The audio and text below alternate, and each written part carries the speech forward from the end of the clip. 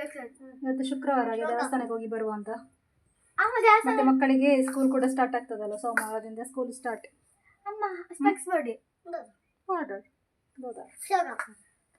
ಶಿಕ್ಷಕಿ ಹೇಳಿದ್ದೇನೆ. ಒಳ್ಳೆ ಬಿಸಿಲು ಕೊಡೆ ಬಿಡ್ಸದ ಸರಿ ಇಲ್ಲ. ಕೊಡೆ ಆರ್ಡರ್ ಮಾಡಿದ್ದು ಬರ್ಲಿಲ್ಲ ನಮಗೆ.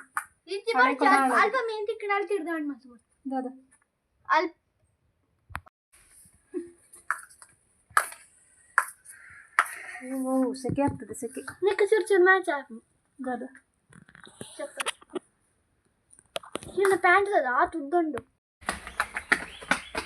ನಾನಿವತ್ತು ಸಡನ್ ಆಗಿ ಹೊರಟದ್ದು ದೇವಸ್ಥಾನಕ್ಕೆ ಹೋಗ್ಲಿಕ್ಕೆ. ದೇವಸ್ಥಾನಕ್ಕೆ ಹೋಗುವ ಪ್ಲಾನೇ ಇಲ್ಲ ಇತ್ತು. ಇಲ್ಲದಿದ್ರೆ ಎಲ್ಲಿಗಾದ್ರು ಹೋಗುದಿದ್ರೆ ಬೆಳಿಗ್ಗೆ ಪ್ಲಾನ್ ಮಾಡ್ತೇನೆ ಇಂಥ ಕಡೆಗೆ ಹೋಗ್ಬೇಕು ಅಂತ. ಅವತ್ತು ಸಡನ್ ಆಗಿ ಹೋಗುವಂತ ಆಯಿತು, ರೆಡಿ ಆದದ್ದೆ. ನಡ್ಕೊಂಡು ಹೋಗ್ಬೋದು, ಆದರೆ ಬಿಸಿಲುಂಟು ತುಂಬ, ಹಾಗಾಗಿ ರಿಕ್ಷಾದಲ್ಲಿ ಹೋಗುವ ಅಂತ.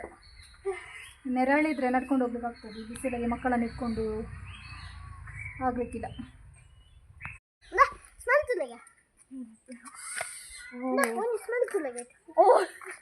ರಿಕ್ಷಾ ಬರ್ತದೆ ಅಂತ ಬೇಗ ಕೂತ್ಕೊಂಡದ್ದು, ಒಳಗೆ ಕೂತ್ಕೊಳ್ಬೋದು ಸೆಕೆಯಲ್ಲಿ. ಸೆಕೆ ಮಣ್ಣಿಜ್ಜದ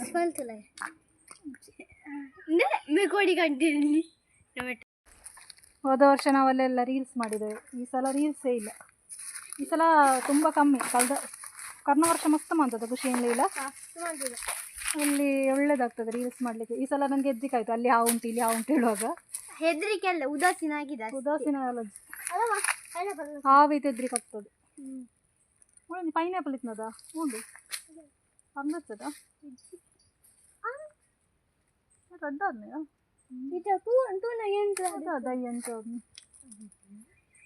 ಪೈನಾಪಲ್ ಆಗಿದೆ.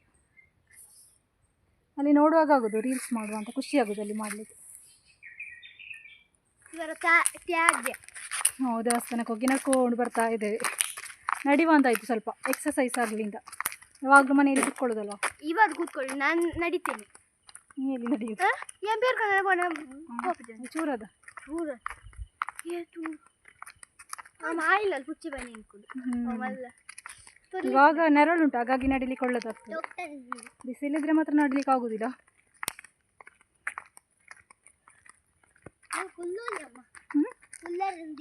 ನೀ ಕೊಳ್ಳು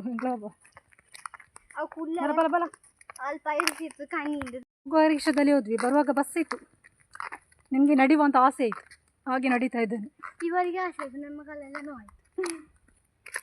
ದಟ್ ಇಸ್ ಸಾಲ್ವ್. ಬಿಸಿಲು ಸ್ಟಾರ್ಟ್ ಆಯಿತು. ಬಿಸಿಲು ಸ್ಟಾರ್ಟ್ ಆದರೆ ಸ್ವಲ್ಪ ಕಷ್ಟ ಆಗ್ತದೆ ನಡಿಲಿಕ್ಕೆ. ಊಟ ಮಾಡಿ ನಡೆಯುವಾಗ, ಹೊಟ್ಟೆ ತುಂಬಿ ನಡೆಯುವಾಗ ಗಾಡಿ ಮುಂದೆ ಹೋಗುದಿಲ್ಲ. ಗಾಡಿ ಸ್ಟಕ್ ಆಗಿ ಮೆಲ್ಲ ಹೋಗ್ತದೆ. ಸಂಜೆಯಿಂದ ವ್ಲಾಗ್ ಮತ್ತೆ ಸ್ಟಾರ್ಟ್ ಮಾಡಿದ್ದೇನೆ. ಸ್ವಲ್ಪ ಹೊರಗಡೆ ಹೋಗಿ ಬರುವ ಅಂತ. ಸ್ಕೂಲ್ ಸ್ಟಾರ್ಟ್ ಆಗಲಿಕ್ಕೆ ಆಯ್ತಲ್ಲ, ಸೋಮವಾರ ಸ್ಕೂಲ್ ಸ್ಟಾರ್ಟ್. ಹಾಗೆ ಮಕ್ಕಳಿಗೆ ಸ್ಕೂಲಿಗೆ ಆಗುವ ಸ್ಲಿಪ್ಪರ್ ಆಗಬೇಕು, ಅದು ಬ್ಲ್ಯಾಕ್ ಕಲರೇ ಆಗಬೇಕು. ಹಾಗೆ ಅದನ್ನು ತೆಗೆದ್ರೆ ಸ್ಕೂಲಿದೆಲ್ಲ ಆಯಿತು.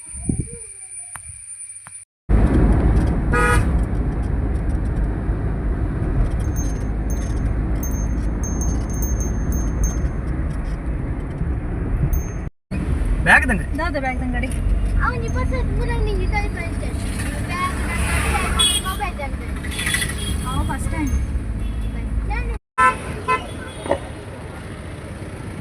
ಬರ್ಸ ಬರ್ಪಣೆ ಇಟ್ಟುಂಡು. ಹಾಗೆ ಫಸ್ಟ್ ನಾವು ಮೂಡುಬಿದ್ರೆ ಮಾರ್ಕೆಟಿಗೆ ಬಂದ್ವಿ. ಇವತ್ತು ಶುಕ್ರವಾರ ಸಂತೆ ಇರ್ತದಲ್ವ, ಹಾಗೆ ಸ್ವಲ್ಪ ತರಕಾರಿ ಕೂಡ ತೆಗೆದುಕೊಂಡು ಹೋಗುವ ಅಂತ. ಹಾಗೆ ಅಲ್ಲಿ ಅವರ ಫ್ರೆಂಡ್ ಸಿಕ್ಕಿದ್ರು, ಹಾಗೆ ಅವರ ಜೊತೆ ಮಾತಾಡ್ತಾ ಇದ್ದಾರೆ.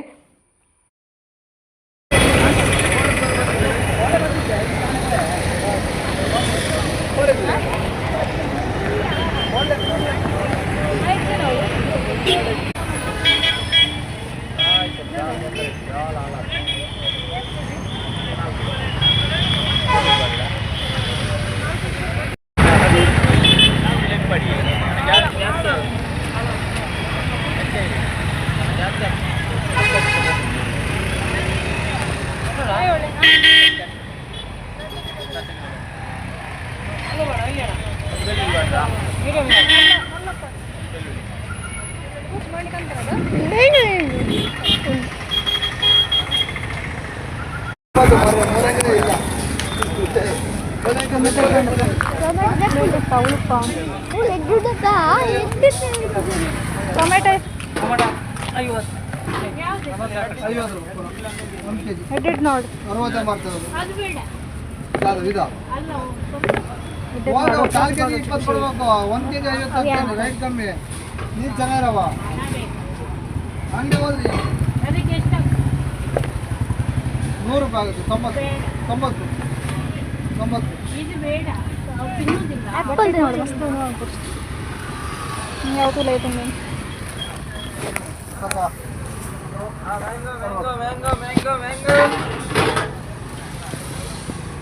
ಬರ ಬರ ಆಯ್ತು ಒಂದೇ 1 kg ಉಂಟಾ ಬರ 5 ರೂಪಾಯಿ ಬೇರೆ ಬೇರೆ ಏನು ಬೇಡ 150 ಹಾಗೆ ನಾವು ಬಕೆಟ್ ತೆಗೆಯುವ ಅಂತ ಬಟ್ಟೆ ಹಾಕಲಿಕ್ಕೆ ಎಷ್ಟು ಸ್ಪೇಸ್ ಇದ್ದು ಸಾಕಾಗೋದಿಲ್ಲ ಅಲ್ವಾ. ಲಾಸ್ಟ್ ಟೈಮ್ ಒಂದು ಬಕೆಟ್ ತಂದಿದ್ರು 150ಕ್ಕೆ, ತುಂಬ ಒಳ್ಳೇದಿತ್ತು. ಆದರೆ ಇವಾಗ ಅದೇ ಬಕೆಟಿಗೆ ಸೇಮ್ ಬಕೆಟಿಗೆ 250 ಅಂತ ಹೇಳ್ತಾ ಇದ್ದಾರೆ. ಹಾಗಾಗಿ ಚರ್ಚೆ ಮಾಡ್ತಾ ಇದ್ದಾರೆ ಅವರು, ತೆಗಿಬೇಕಾ ಬೇಡವಾ ಅಂತ. ಲಾಸ್ಟ್ ಟೈಮ್ ತೆಗೆಯುವಾಗ ಇಲ್ಲಿ ಬೇರೆ ಜನ ಇದ್ದರು, ಇವಾಗ ಬೇರೆ ಜನ ಇದ್ದಾರೆ. ಹಾಗಾಗಿ ರೇಟು ಕೂಡ ಚೇಂಜಸ್ ಇದೆ. ಹಾಗಾಗಿ ನೆಕ್ಸ್ಟ್ ಟೈಮ್ ತೆಗೆಯುವ ಅಂತ ಹೇಳಿದರು ಅವರು.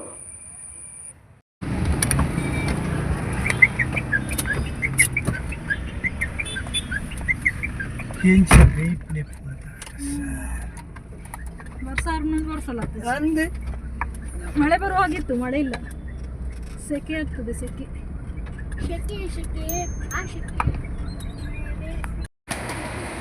ಮಾವು ಬಂಗನಪಲ್ಲಿ ಹೌದಾ ಮತ್ತೆ ಪುದರ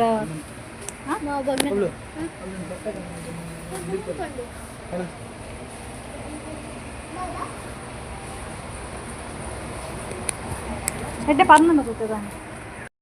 ಹಾಗೆ ಖುಷಿಗೊಂದು ಸ್ಲಿಪ್ಪರ್ ಆಗಬೇಕು, ಬೆಲ್ಟ್ ಇದಾಗಬೇಕು, ಅವರಿಗೆ ಮಳೆಗಾಲಕ್ಕೆ ಬ್ಲ್ಯಾಕ್ ಕಲರದೇ ಆಗಬೇಕು. ಹಾಗೆ ಅದೊಂದು ಆದರೆ ಸ್ಕೂಲಿದೆಲ್ಲ ಕಂಪ್ಲೀಟ್ ಆಯ್ತು ಅವರದು. ಇನ್ನು ಸ್ಕೂಲಿಗೆ ಹೋಗಲಿಕ್ಕೆ ಮಾತ್ರ ಬಾಕಿ ಇರೋದು.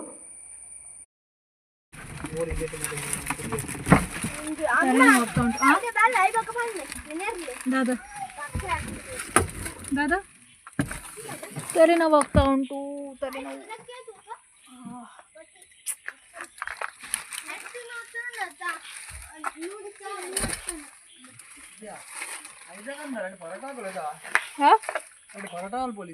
ಪರೋಟ ಪರೋಟ ತರವೇನು ಸೈಕ್ ನೀವು.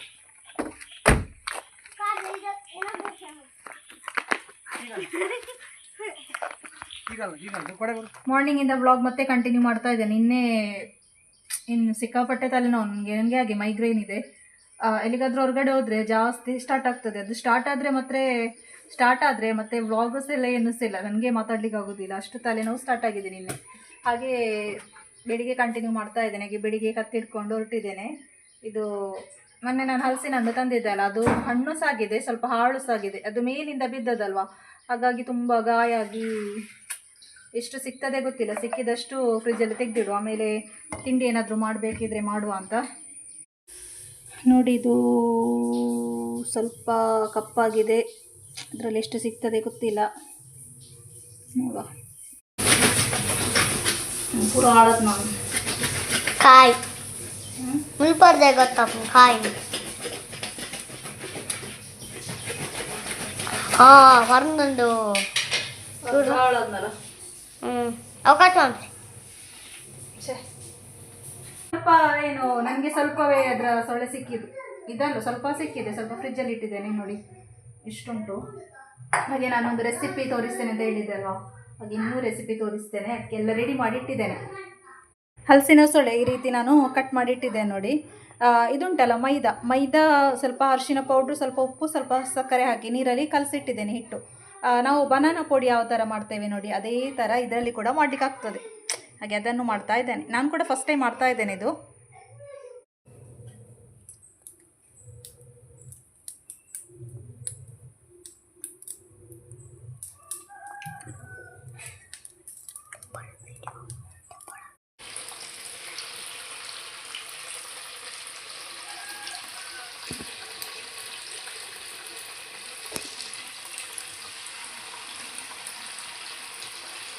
ಈ ಥರ ಬನಾನಾ ಪುಡಿಯಾಗಿ ಫ್ರೈ ಮಾಡಿ ಇಟ್ಟಿದ್ದೇನೆ.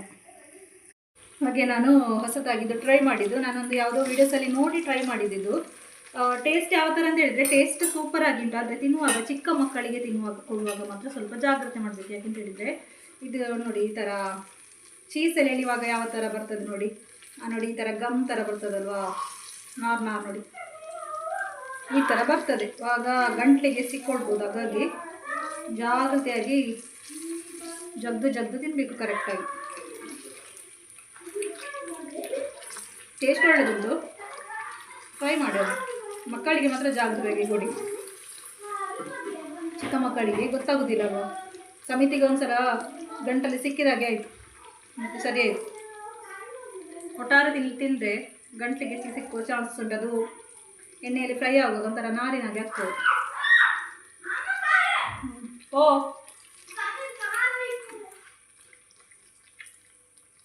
ಹಾಗೆ ನಾನು ಈ ವ್ಲಾಗನ್ನು ಇಲ್ಲಿಗೆ ಎಂಡ್ ಮಾಡ್ತಾ ಇದ್ದೇನೆ. ನೆಕ್ಸ್ಟ್ ವ್ಲಾಗಲ್ಲಿ ಸಿಗ್ತಾ ಇದ್ದೇನೆ. ಇವತ್ತಿನ ವ್ಲಾಗ್ ಇಷ್ಟ ಆದರೆ ಲೈಕ್, ಶೇರ್, ಸಬ್ಸ್ಕ್ರೈಬ್ ಮಾಡಿ. Thank you.